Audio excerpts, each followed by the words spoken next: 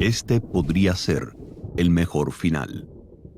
Su superior Li Hongzhang y más allá la emperatriz viuda Cixi no deberían ser tan exigentes con un perdedor dispuesto a sacrificar su vida por la patria. El 12 de febrero de 1895, Ding Ruchan, comandante de la derrotada flota de Beiyang, se rindió ante las fuerzas japonesas que rodeaban su base naval en Weihai. No fue una decisión con la que pudiera seguir viviendo. Tras dar la orden, se quitó la vida con una dosis letal de opio. Creía que la muerte era la única forma honorable de enmendar la humillación que había traído al imperio Qing.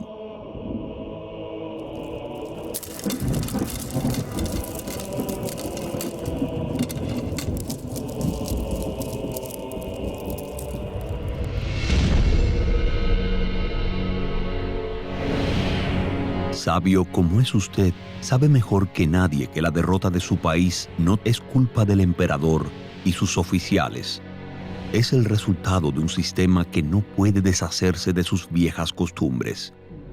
Esas palabras frías pero significativas las escribió su adversario, el almirante japonés Ito Sukeyuki, en un intento de disuadirlo. La flota de Beiyang, alguna vez la indiscutida mejor flota de Asia, ya no existía. Los pocos buques restantes fueron tomados como premios por los victoriosos japoneses. Un proyecto de 30 años se había hundido bajo las olas. La primera guerra sino-japonesa fue solo una humillación más para China a finales del siglo XIX. Los supervivientes no tuvieron más remedio que tragar su amargura y encontrar una nueva forma de continuar la lucha.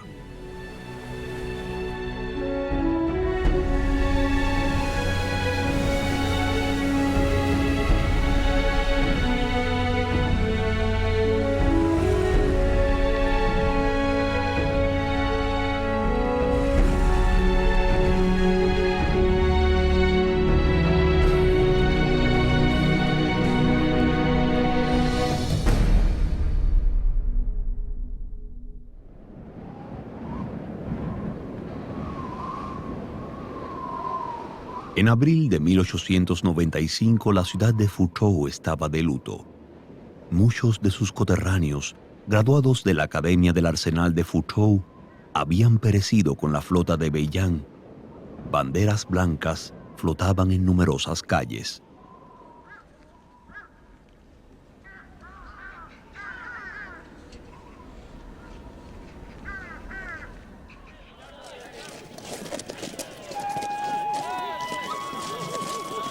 Sargent Pym, quien había estudiado en la Escuela Naval Real de Greenwich, en Londres, fue uno de los supervivientes. Regresó a Fuzhou despojado de su rango y despedido del servicio imperial.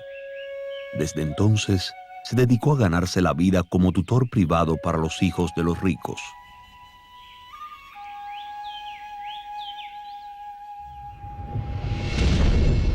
La corte Qing fue rápida en encontrar chivos expiatorios para los desastres que sufrió la flota de Beiyang. No todos sus comandantes se habían comportado gallardamente, pero la mayoría sí, y muchos murieron respondiendo al llamado del deber. Doblegándose ante la indignación pública, la corte disolvió el Ministerio de Asuntos Navales y sus academias de formación. Todo el personal sobreviviente fue despedido. Los oficiales de Fujian se convirtieron en objetivos particulares de oprobio.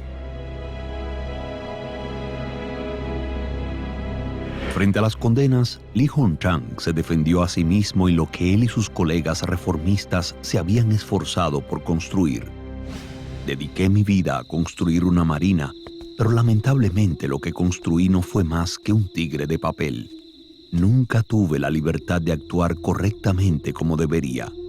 Estaba demasiado ocupado manteniendo las apariencias.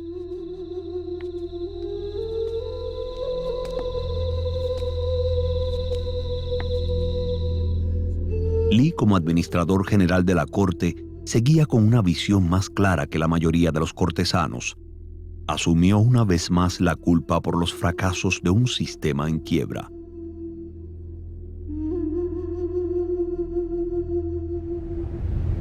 Cuando el emperador Guangxu solicitó un nuevo plan de defensa marítima, Li Hongchan reunió sus oficiales restantes en Tianjin. Entre ellos estaba Sa Chengping y Ye Zhuqi. Políticamente, la reunión se convocó para primero, como ellos lo apuntaran, reflexionar sobre nuestros fracasos.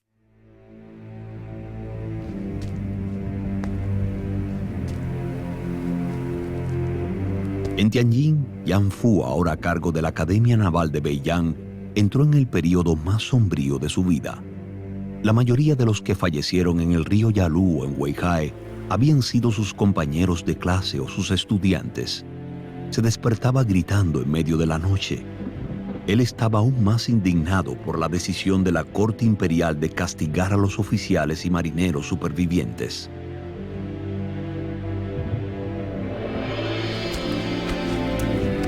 Estaba desesperado por emitir sus opiniones sobre aquel imperio derrotado.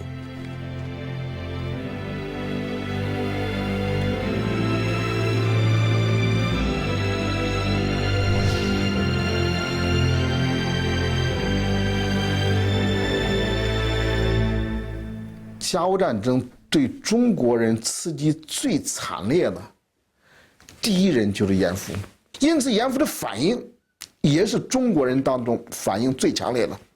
他是最早发出这个就是一种愤怒的声音。他就在思索说，为什么中国打不过日本？因为中国跟日本可以说是几乎相同的一个时间里呢，开始从事现代化的这个军事建设。中国有洋务运动，日本有明治维新。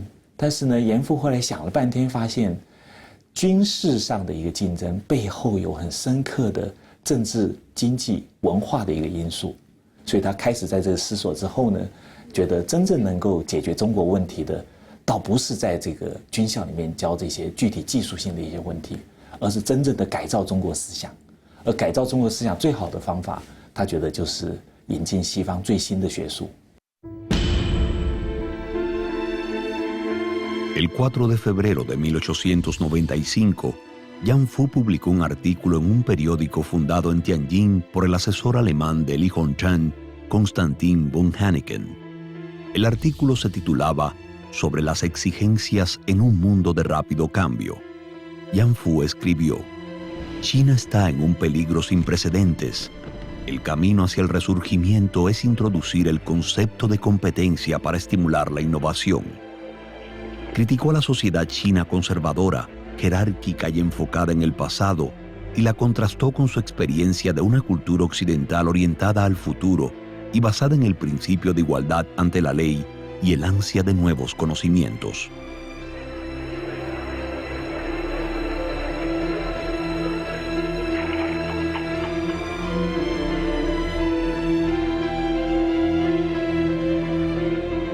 Años después de su regreso a China desde el Reino Unido, fue la primera vez que Yan Fu se atrevió a promover conceptos occidentales en un periódico chino. En los meses siguientes, publicó una serie de reseñas políticas para discutir los problemas más apremiantes del país y sus posibles soluciones. 如果是用最简单的话来概括这一组文章的话，那么可以用8个字，一个呢叫这个尊民贬君，第二个呢叫尊君叛国。总的归结就是说，近代中国要富强，治本的办法就是要这个培养新的这个国民。民族如何振兴，走的是个渐变的路子，啊，它根本的就是国民的素质，所以它有一个三民主义嘛，3个民，古民利、开明制、新明德。关键一个民族的优劣，就看它的民的民治如何。 A pesar de ser uno de los mejores graduados de la Academia del Arsenal de Fuzhou, Yan Fu no se convirtió en oficial naval como la mayoría de sus compañeros de clase. Chen Baochen y Li Hongchan habían esperado algo mucho mayor para él. Sin embargo, al no tener calificaciones bajo el sistema de exámenes imperiales, no había ningún puesto para Yan Fu en el mundo político arcaico y corrupto de la dinastía Qing. Incluso como presidente de la Academia Naval de Beiyang, Yan Fu descubrió que su posición era demasiado baja para que su voz fuera escuchada. Simplemente porque había recibido una educación occidental, la corte imperial lo miraba con desconfianza. 他觉得他没有受到当局的重视，那这一点呢，大概是他最深刻的一个感受。因为他其实回来以后，他希望一展长才，但是他一直是留在学校当一个教书匠。那他也反复的思索，为什么自己不能够这个比较有发挥的一个这个位置，能够去做一些他自己想做的一个事情。那他后来总结到是说，缺乏科举功名。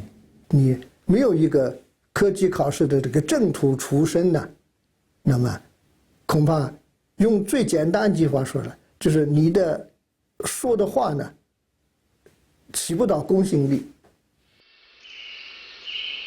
Entre 1885 y 1893, Yan Fu regresó a su pueblo natal en 4 ocasiones para rendir los exámenes provinciales, el primer peldaño en el sistema de exámenes imperiales. Lamentablemente, fracasó en todos los intentos. No pudo adaptarse al aprendizaje de memoria de los clásicos confucianos requerido para el éxito convencional. La calle de la antigua cultura de Tianjin es una zona turística popular en el centro de la ciudad, donde una estatua de Yan Fu atrae a cientos de visitantes diariamente.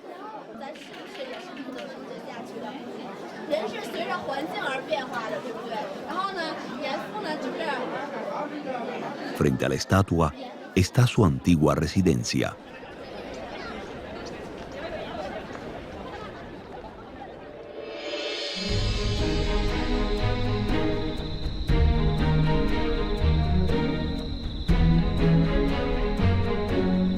Después de la derrota en la Primera Guerra Sino-Japonesa, Yan Fu pasó 2 años traduciendo Evolución y Ética del biólogo inglés Thomas Henry Huxley.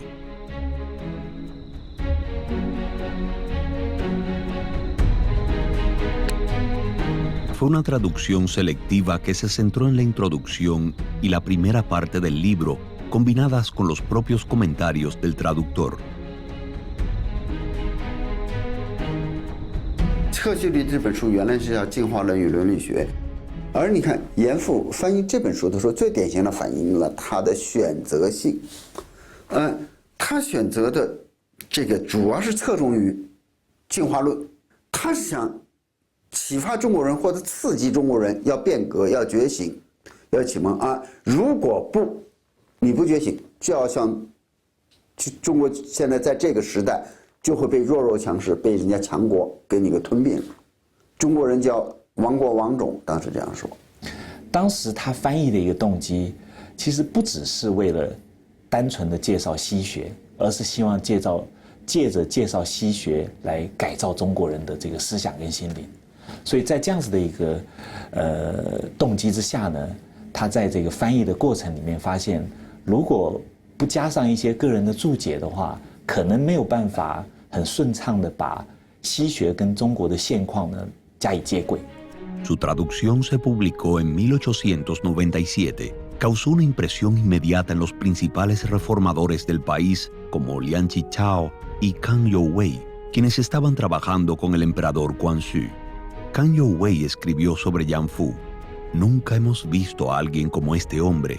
Seguro que es el principal erudito de China en el pensamiento occidental". La influencia de la traducción de Yan duró décadas.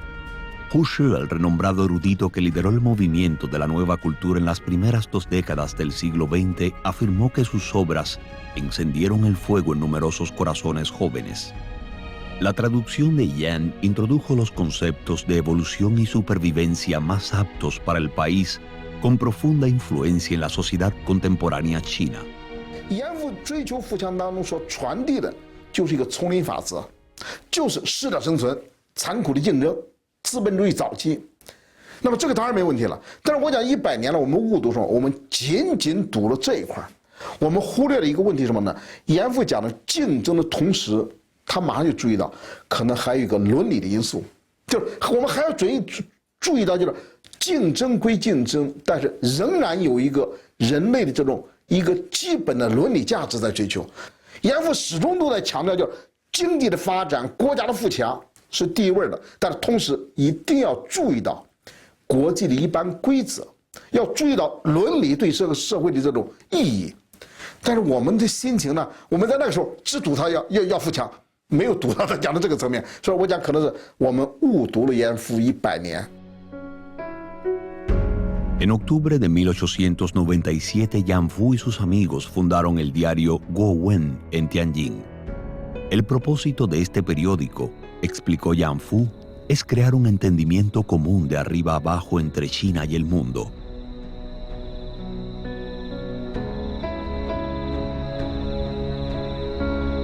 Comenzó a publicar su traducción de Evolución y Ética en el diario.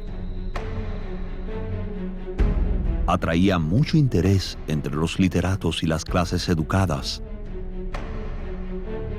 Durante la reforma de los 100 días, a finales de ese siglo, el periódico de Yan Fu desempeñó un papel tan importante en el norte del país como el periódico de Lian Qichao, Asuntos Actuales, en el sur.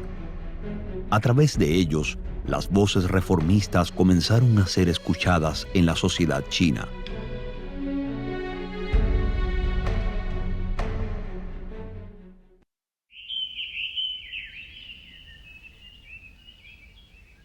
En mayo de 1897, la Academia del Arsenal de Fuzhou recibió a su primer grupo de estudiantes desde los desastres de la guerra.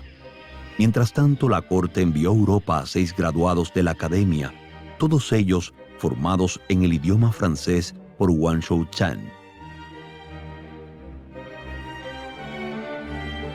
Wang Shouchan había estudiado Derecho y Literatura Francesa en la Universidad de París en 1885. Regresó a Fuzhou ese verano y se reunió con Wei Han, ingeniero jefe del arsenal de Fuzhou.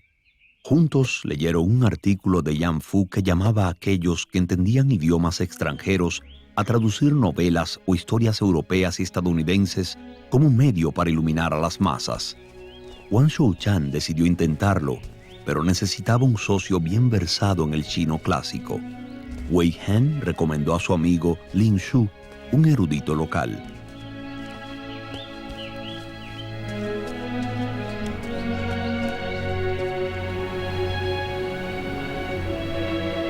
En los días siguientes, los 3 hombres se reunieron en la casa de Wei Han o navegaron en el río, donde tradujeron conjuntamente La Dama de las Camelias de Alexander Dumas, hijo.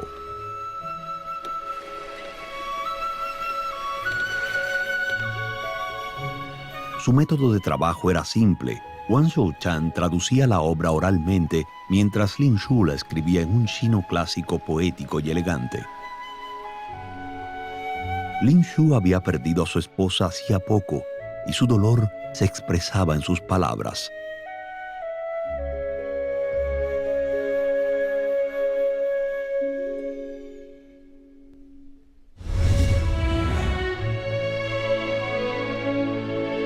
La obra fue completada en 6 meses. Con la ayuda financiera de Wei Han, fue publicada por una editorial local en Fuzhou y se convirtió en un gran éxito en toda China.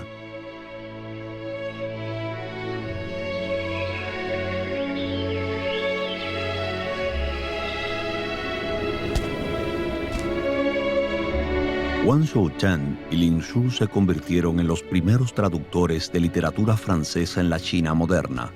Sin embargo, cuando Wang Shouchan fue transferido a Beijing para trabajar en el ferrocarril Beijing-Hankou, su colaboración literaria con Lin Shu llegó a su fin.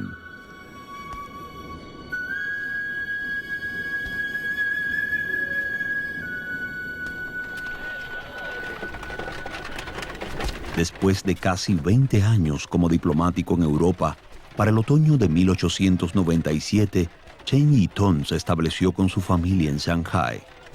Aquella figura célebre en la sociedad parisina había escrito una serie de libros en francés para promover una mejor comprensión de la cultura china. Ahora, él y su hermano fundaron un periódico en chino para ayudar así a difundir las ideas occidentales modernas en China.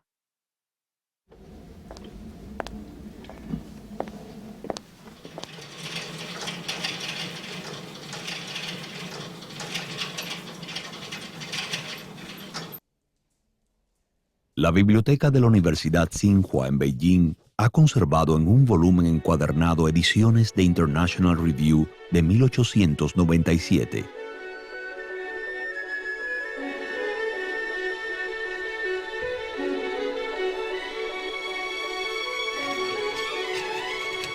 Las ideas de Chen Yitong eran muy similares a las de Yan Fu, y ambos abogaban por juzgar el presente y el futuro del Imperio Qing con una perspectiva mundial. 就像它的片名所告诉大家的是，它是实事求是，也就是说它比较平实，它的态度呢不是那么激烈，是也不是很偏激，它跟梁启超等等其他人创办的报纸呢，它对于维新变法的主张呢相对来说比较温和。 Para ayudar a los chinos a entender las leyes y culturas de Occidente, Chen Yitong tradujo el Código de Napoleón y lo publicó en International Review. 陈诚认为，就是说，西方的之所以有当时的那样的繁荣，在19世纪那样的一个发展的状态，是跟西方的法律制度密切相关的。中国要学习西方，除了技术层面要学习以外， 最主要的是要从法律层面来学习西方，建立一个制度化的一个国家。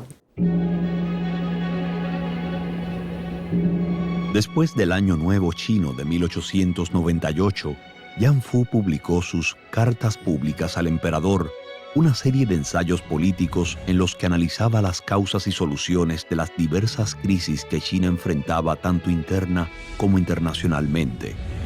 En el mundo existen principios eternos, pero no leyes inmutables que duren 100 años, proclamó. Sus artículos atrajeron la atención de los reformistas en la Ciudad Prohibida. Algunas personas hablaron muy bien de él al emperador Guangxu, quien decidió reunirse con ese famoso erudito. El 14 de septiembre de 1898, Yan Fu tuvo una audiencia con el emperador. Antes de su partida había preparado una propuesta que presentaría al monarca. Sin embargo, en el último momento, abandonó la idea.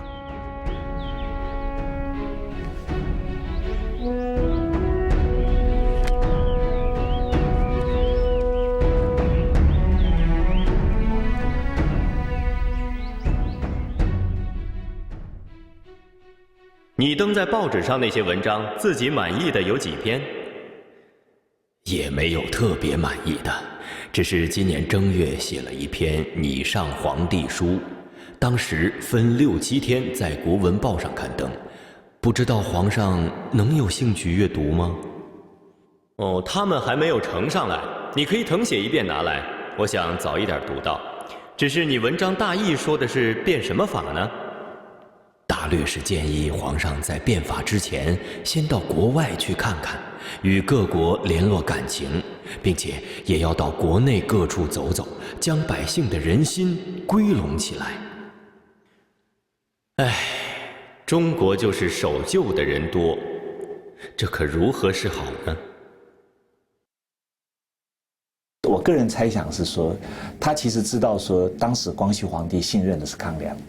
那他本身这个对于改革有一些跟康梁不完全相同的一些看法，所以他写了这个《明上皇帝书》，但是最后觉得在觐见皇帝的时候呢，可能没有办法这个完全的这个让皇帝改变他的一个主张，所以他在跟光绪皇帝见面的时候，只简单的谈到希望光绪皇帝能够到国外去走走，了解这个国外的这真实的状况，然后也让其他国家了解中国的一个情形。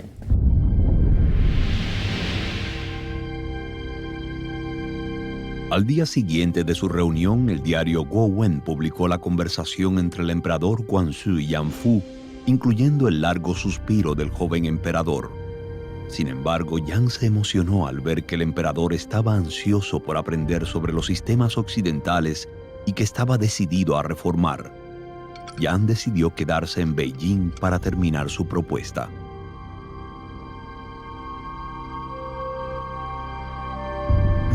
严复啊，他是首先通过近代的媒体这个造成了一个社会舆论，这个舆论呢，就是在引导变法朝着这个有利于中国发展的这样一个进程上。所以他这一次招对以后呢，尤其重要的是，就在北京的上层和中层以后呢，引起了一个极大的反响。比如说他在通义学堂，那很多人以后呢，都来听他来讲这个西学门径功用这个影响呢，就使得西学的一下传播开来。Pero incluso cuando las semillas del cambio encontraron un terreno fértil, estaban a punto de ser arrastradas por una ola reaccionaria. La emperatriz viuda Cixi, quien durante mucho tiempo había sido el poder detrás del trono, renunció a su supuesta jubilación de la vida pública. Orquestó un golpe de estado con la facción ultraconservadora de la corte imperial. Kang Youwei y Liang Qichao huyeron de la ciudad, mientras que otros 6 miembros del grupo reformista fueron encarcelados. El día después de los arrestos, Yanfu se apresuró a regresar a Tianjin y publicó sobre la persecución de los reformistas. Fue una acción valiente, pero inútil. 4 días después, 6 destacados reformistas, incluidos Tan Sitong, Lin Xu y Kang Guangren, hermano de Kang Youwei, fueron decapitados.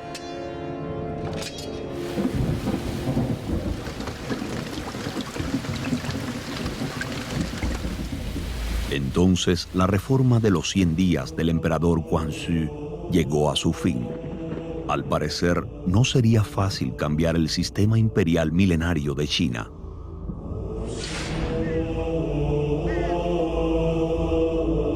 El emperador fue mantenido bajo arresto domiciliario por el resto de su vida en una isla en un lago dentro del Palacio Imperial.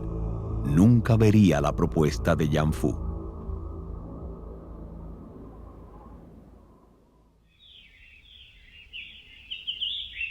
Dos años después, en 1900, Yanfu se reunió con 2 viejos amigos, Ye Zukui y Zha Zhenping, en su casa en Tianjin. Después de su despido de la marina, ahora estaban siendo llamados nuevamente para organizar una nueva flota de Beiyang.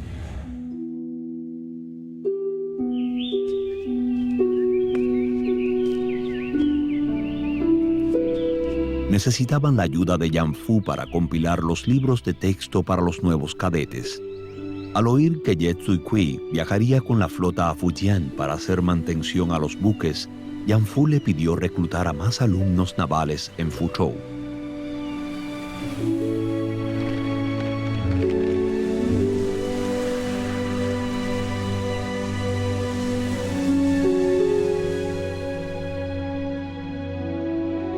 Fue una reunión de sentimientos encontrados. Más tarde, Yanfu recordó ese encuentro en sus artículos. Durante aquella ocasión, no pudieron evitar recordar a sus compañeros de estudio en el Reino Unido, y la mayoría de ellos habían fallecido en la Primera Guerra Sino-Japonesa.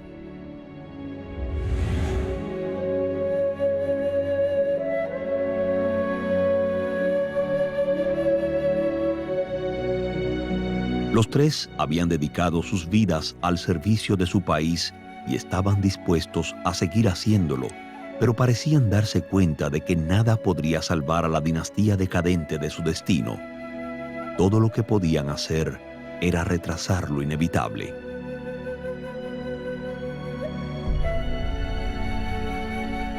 到了1900的时候，当时的海军就是实力确实是已经衰弱至极，虽然在努力要弥补这一切，但是从甲午过去才过了3、4年时间，海军这种军种，它的建设到能形成战斗力这个周期啊，不是说1年2年的事情。所以西方有一种说法叫做100年海军，这种军种是需要一个长期沉淀、长期积累的一个军种。1895等于是一个外来的一个暴力，把我们的海军彻底的摧残掉了。我们仅有的一点保存下来的东西是什么？就是人，就是我们的人还在。所以到了1900的时候，尽管空怀着一腔那个热血，但是我们的实力就在那里。En mayo de 1900, el rechazo contra Occidente latente en partes del norte de China estalló en el levantamiento de los Boxers. El gobierno estaba dividido entre los que estaban a su favor y los que estaban en su contra. Xi se avivó las llamas del caos, declarando la guerra a los extranjeros. Mientras la alianza de las 8 naciones ocupaba Beijing y Tianjin para suprimir a los Boxers, Yan Fu buscó refugio en Shanghái.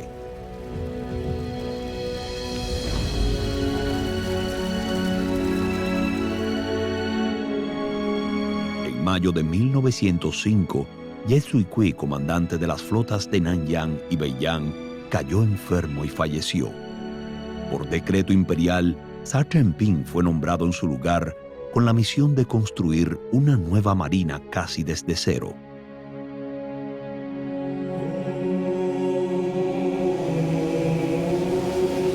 Sobre el vasto mar, Xi Jinping, el último oficial superviviente de la primera generación de la Academia Naval de Fuzhou, comprendió el profundo significado del imperio y la marina.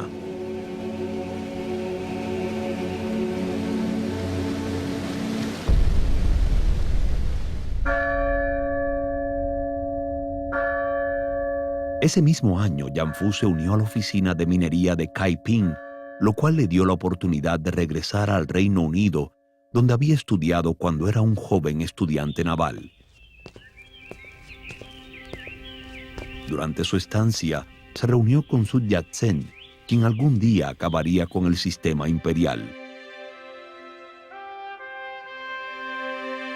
Sun Yat-sen le dijo a Yan Fu que una vez había soñado con unirse a la marina, pero la derrota ante los japoneses en 1895 le hizo darse cuenta de que solo una revolución podría salvar a China.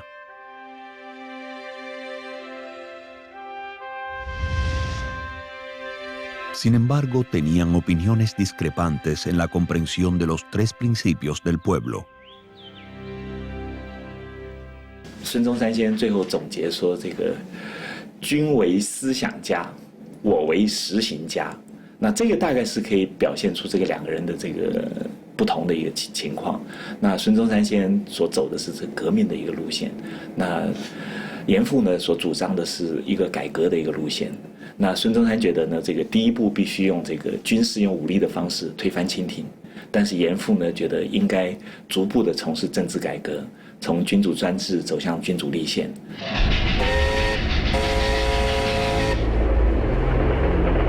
En los años siguientes, mientras Sun Yat-sen estaba ocupado organizando y recaudando fondos para su revolución, Yan Fu se dedicó a traducir y escribir.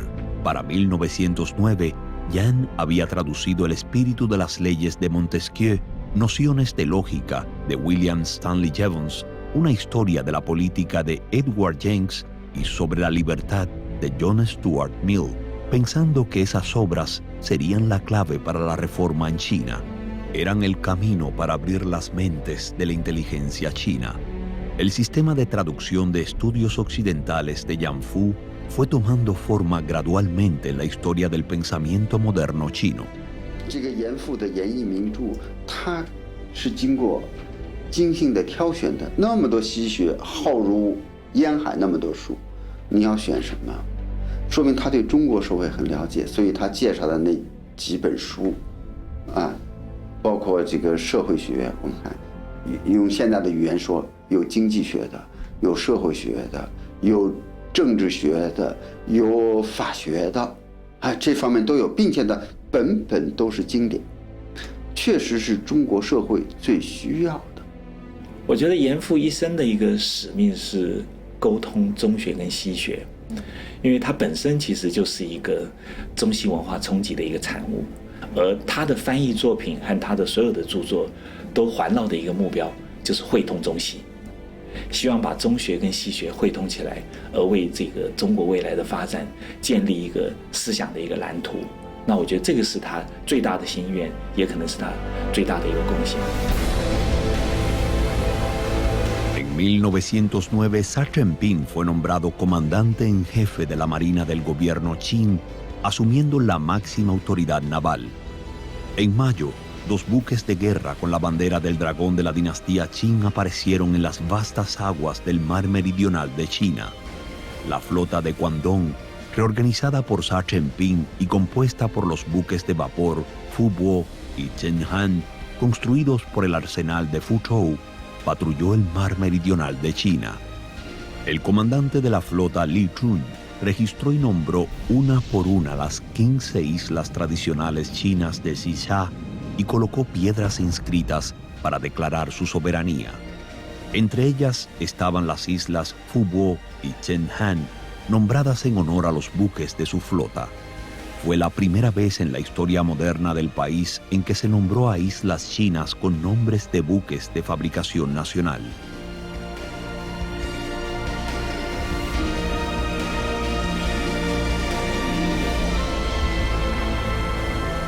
Aquel otoño, Xi Jinping y el ministro de Asuntos Navales, Zhao Xun, visitaron Europa y Estados Unidos con la esperanza de adquirir nuevos acorazados y revivir la marina del imperio.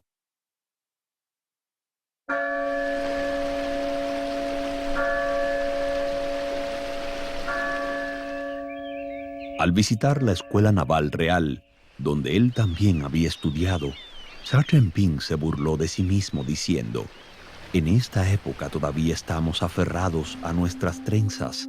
Es una broma, ¿no es así?».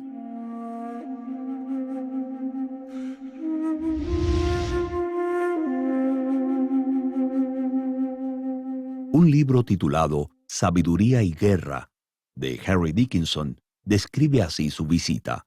El viernes 26 de noviembre, la comisión encabezada por Su Alteza Imperial, el príncipe Zhao Xun, y el almirante Xi Jinping visitó la Escuela Naval Real.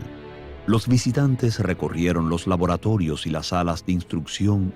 Todo parecía presagiar una cooperación más estrecha, pero poco resultó de la visita. En menos de 18 meses, la dinastía gobernante en China colapsó y su marina fue disuelta mientras el país descendía al caos político.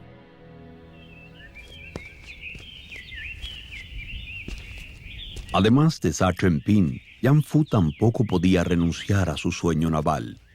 En febrero de 1910, al borde de la revolución, Yan Fu fue nombrado asesor naval.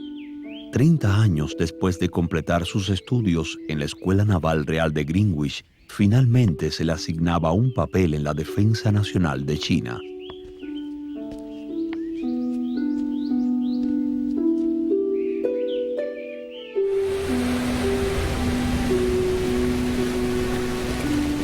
En su informe naval, Yan Fu insistió en que solo con el poder naval se podía asegurar la estabilidad del país y que era necesario construir un poderío para buscar justicia.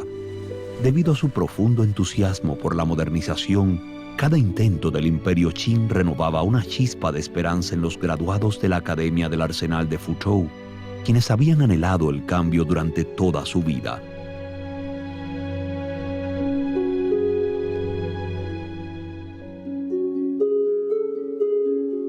En 1911, Yan Fu, quien aún mantenía ciertas ilusiones respecto al Imperio Qing, recibió la orden de componer el primer himno nacional en la historia de China.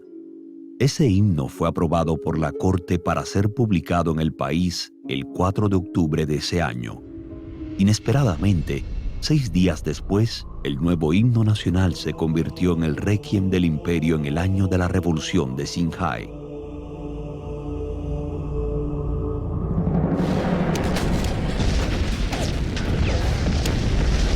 La noche del 10 de octubre de 1911, se escucharon disparos en el arsenal de Chuantai, en la ciudad de Wuchang, lo cual marcó el inicio de la revolución de Xinhai. El gobierno Qing ordenó al almirante Xi Jinping que llevara los cruceros principales a Wuhan y bombardeara a las tropas rebeldes. ¿Disparar o no disparar? Xi se encontraba en un dilema. 一方面，他是真的知道这条道路，就是革命这条道路是中国人应该走的一条道路，是正确的，所以他不忍心去压抑这个。但是为什么萨正兵不登高一呼，自己把宝剑拔出来说我要起义造反了呢？也能看出他这个人从那个很小的时候，10来岁的时候进入传政学堂，然后派到英国去，然后这么从舰长一点点的成长到最后南北洋海军总统这么一个高位置之后，他心里的一种就是可以说是一种隐约的一种忠诚吧。让他亲手去推翻这个王朝，那么他心里可能会有一定的心理障碍，因此他选择一种离去，也是一种无奈的解脱。Antes de dejar su buque insignia, el almirante Sargent-Pink se despidió de sus oficiales. Me voy, y la flota está ahora en sus manos. Cualquiera que sea el lado que tomen, ya está fuera de mi alcance. Inmediatamente después de su partida, sus oficiales arriaron la bandera del dragón de la dinastía Qing y se unieron a la rebelión.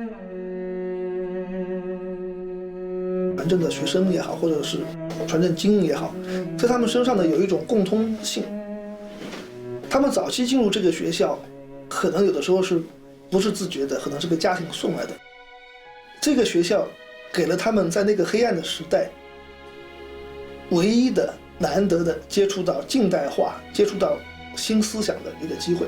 还有一点是非常有意思，他们虽然学的是工业，学的是军事，但他们每个人好像就走在时代前列一样，像是一把把火炬一样的，不由自主的把最先进的思想给灌输进来，而且去散发出去。整个中国近代史有很多个社会变革的选择关头，可以看到一个很有意思的现象，几乎在每一个的选择关头上，传政毕业出来的学子们，他们所选择的一个方向都是通往进步的、通往光明的一个方向。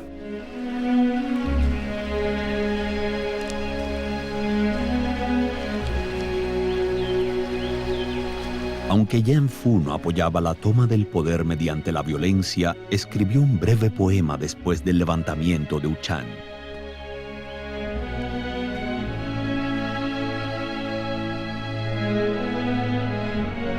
A principios de 1912, Yan Fu se convirtió en el primer rector de la Universidad de Beijing.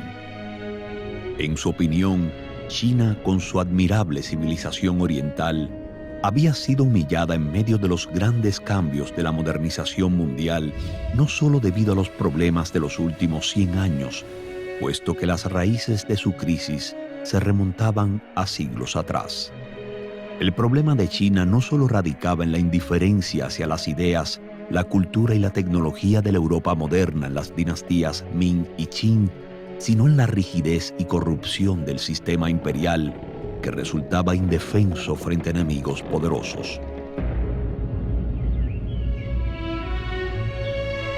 En la Universidad de Beijing, Yan Fu continuó persiguiendo su sueño de salvar al país a través de la educación. Sin embargo, cuando las agresiones externas, los disturbios internos y las revoluciones se sucedieron, la educación tuvo que ceder ante la salvación nacional.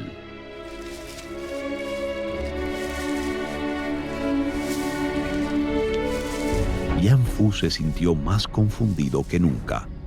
Solo podía anhelar la aparición de nuevos líderes con visión y compromiso que valoraran la democracia, la igualdad y la justicia.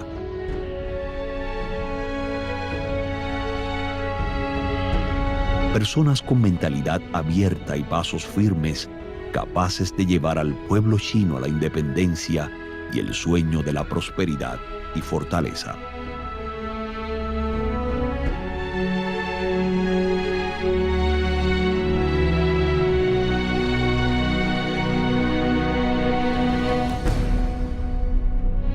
En 1913, tras 6 años cerrada, la Academia del Arsenal de Fuzhou reabrió sus puertas, ahora dividida en 2 partes, la Escuela de Ingenieros Navales y la Escuela de Oficiales Navales. En 1915, Wei Han, el ingeniero naval principal, lideró un grupo de estudiantes a Estados Unidos para estudiar diseño de aviones y submarinos. En 1918, se fundó otra escuela en Fuzhou para formar ingenieros aeronáuticos y de submarinos. En 1919, construyeron con éxito el primer avión de China. En 1926, las 3 escuelas se fusionaron y durante el período de la ocupación japonesa y la Segunda Guerra Mundial, la academia se trasladó a Hunan, luego a Guizhou y finalmente a Chongqing. Una vez que terminó la guerra, regresó a Shanghái antes de mudarse en parte a Taiwán en 1949.